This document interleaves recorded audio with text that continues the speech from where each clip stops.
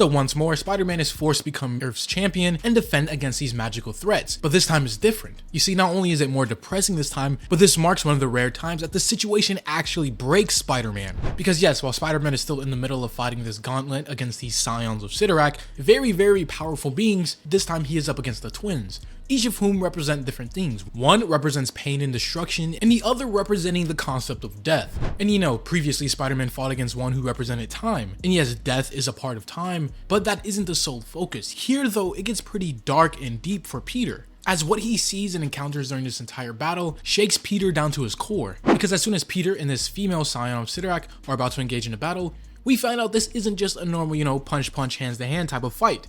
Instead, it is a test of endurance. She has a specialized crystal sphere that quote-unquote only shows the truth and has become unbearable for the human mind. And Peter's only goal here is to hold on to it until he can't any longer, until the orb has nothing left to show him. And he only loses if it becomes too much for him and he drops the orb or lets go. And of course, as soon as Peter picks it up and accepts the challenge, we are thrust into either a vision, an illusion, or even a possible future of a bunch of pretty bad things going on. Specifically in this first instance, we see it's about Aunt May, with her being bedridden and weak, that much closer to death's door, as we find out it was some sort of plague that swept across the earth, infecting many people including Aunt May, in which her hopes of survival are pretty slim to none, all while this alternate version of Peter can do nothing but watch, which is kind of similar to the insomniac version of Spider-Man and Aunt May, how she got infected by the devil's breath, and of course she shared the same fate and eventually wind up even dying. But while all this is happening, we see the current Peter, the one we are following throughout this whole event, and CYRA just watch on. Because yes, Peter starts to put two and two together. She is the inevitability of death. But right now Spider-Man of course isn't too worried, because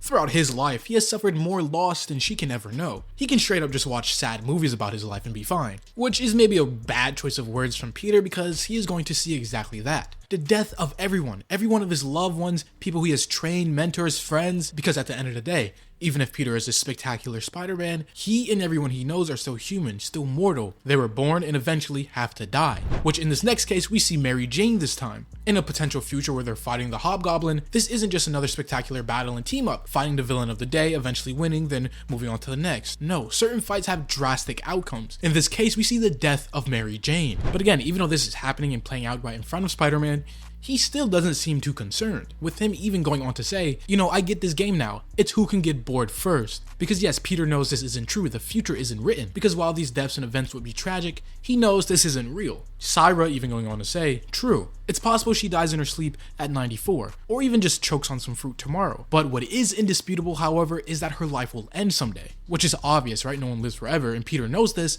but the difference here now is he can feel it. He doesn't just know this mentally, thinking years down the line, he can feel it in the present, feeling the pains, the heartbreak of his friends and loved ones dying right now in front of him all at once, with us even seeing a bunch more cases of this, with J. Jonah dying of a brain embolism, or even Black Cat, Felicia Hardy, her luck eventually running out and her dropping stories above to her death, or even down to Norman Osborn himself, the Green Goblin, almost arch enemy of Spider-Man in some cases. And this entire time the orb is not only showing but explaining to Peter potentially how his friends and loved ones end and what exactly they leave behind. Because as it goes on to say for Norman specifically, how yes, Norman was a subject of almost 80 books. He was a scientist, a supervillain, a public servant, monster, father. Every dimension of his life was studied. And for a few decades after his death, his name appeared as a footnote in books about notable humans. In just a few more decades after that, his name is only found as an answer in trivia contests. Meaning for all of his works throughout his life, for great and for terrible, have largely been forgotten. And we even see Peter's thought process behind this all. Because he goes on to say, CYRA is right. He knows it down to his bones. It doesn't really matter whether or not this is how his friends actually die, only that eventually,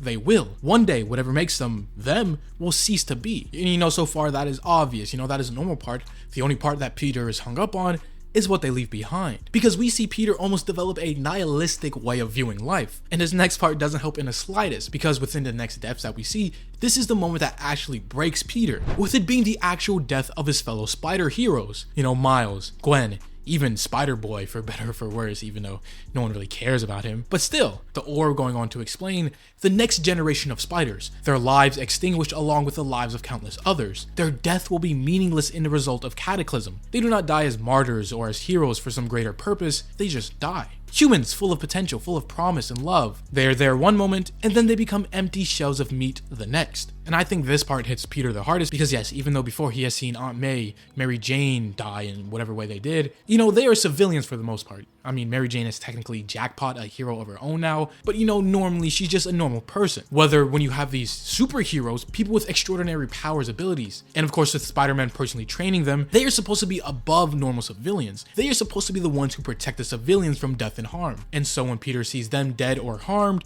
it hits way harder. And it also doesn't help for most of them, Peter was a mentor to them and they are just kids. And it makes matters even worse when he sees Phil Coulson, who at this point has essentially become the Grim Reaper, guiding people who have recently passed, taking their souls, and putting them to whatever afterlife or wherever they would go within the Marvel Universe. And yes, while that does sound kind of crazy, Phil Coulson is the embodiment of death currently, because Thanos, after being rejected by death, he entrapped her within a stone, and eventually that made its way to Phil Coulson, and essentially he has a new role of death and basically being the Grim Reaper. But even as Spider-Man is here trying to stop him, it is futile because Phil Coulson has a job bigger than anything Spider-Man can comprehend. Here is the part where Peter fully understands the weight of everything and basically breaks down. Not just breaking down in the moment, but as a character and in his mind. Because as the comic goes on to say, it isn't simply just the pain of dying because Spider-Man himself has died multiple times, nor is it the fear or the loss itself. It's simply what Peter now fully understands, or at least what the crystal is trying to show him. Because again, he's not just seeing it, he is fully feeling the weight of everything here.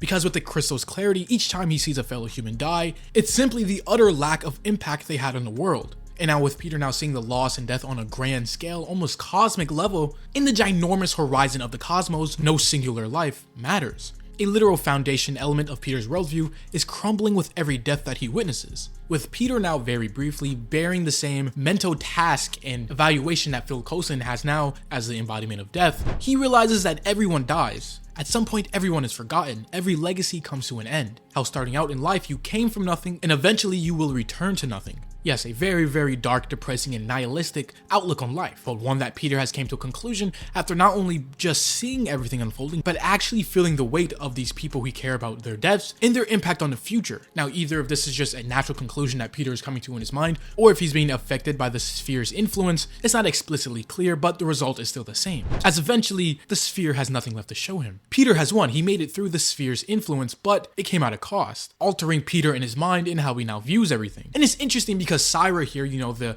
inevitability of death, who is behind the sphere and its doing, she doesn't take pleasure in this. Not like some of the other Scions or even her brother Kalalex. She is doing this just because this is her role in all of this. This is her job. Her even going on to say how much she hates doing this, because this is an endless cycle. Before it was Doctor Strange, now it's Spider-Man, of her doing this over and over. But still, once again, Spider-Man has no time to fully process all of this, as he is then attacked by Kalalex, the inevitability of pain, as he decides now to fully strike after being beaten before and being a sore loser. Seeing Spider-Man distracted and down, he decides here he's going to try and kill himself. And with Peter in no shape to fight and defend himself after everything he has just witnessed, seen, and his little breakdown, he can do nothing but take the pain, take this beating, all while he still has the orb in his hand, never really letting go, and technically winning this battle, even though he has to die in the process, with Kalalex taking great joy in killing Peter. But it's something that his twin sister does it, so potentially down the road, she might even rebel against her siblings and work with Peter to finally end this. But again, Peter does eventually die. So with that, he uses another one of his Reeds of Ragnador, which bring him back to life, and he only has 8 of them. And even as he does come back, he should be happy. He is one step closer to being done with this entire thing, winning another battle in an instance against the Scions. Except, you can just see in his eyes, Peter is different.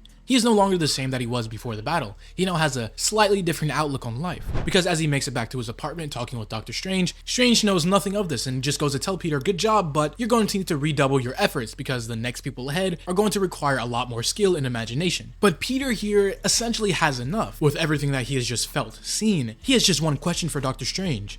Why? Why did they do it? Why did they do any of it? Because in Peter's now shifted view, he has come to the conclusion that what they are doing is meaningless. In a grand scheme of the universe, multiverse, trillions of time, different timelines, every singular death or someone Spider-Man saves, in the end essentially just becomes meaningless, pointless. Because the universe, the multiverse, anything you want to call it, goes on regardless. And that's not even the craziest part. No, the craziest part is Peter decides to just fully quit, to give up, which is almost out of character for Peter to a certain extent. But in this case, it's not before when Peter might have thought being Spider-Man is a net negative on his life. Here he thinks it's just utterly meaningless. There's no point. And even when Doctor Strange says, you can't just quit, the Covenant, this entire thing must be upheld, or the entire world falls. What is Peter's answer to this? He simply says let it fall, he doesn't care. Which is a very, very interesting angle to take for Spider-Man because, Spider-Man is no stranger to adversity or pain, Usually he is the optimist. Even though he is regularly beaten down in his hero life, his civilian life, he for the most part never quits. He never gives up. He strives to become better even if all aspects look bad. But here, it seems like that isn't the case and he is fully committed to giving up, even if that means the world itself falls as a consequence. But said consequences of this we don't get to see here as this video and comic comes to a close. If you have enjoyed, leave a like, or subscribe if you're new and want to see more type of content just like this. As always, this was the Hero Informer, and thank you for watching.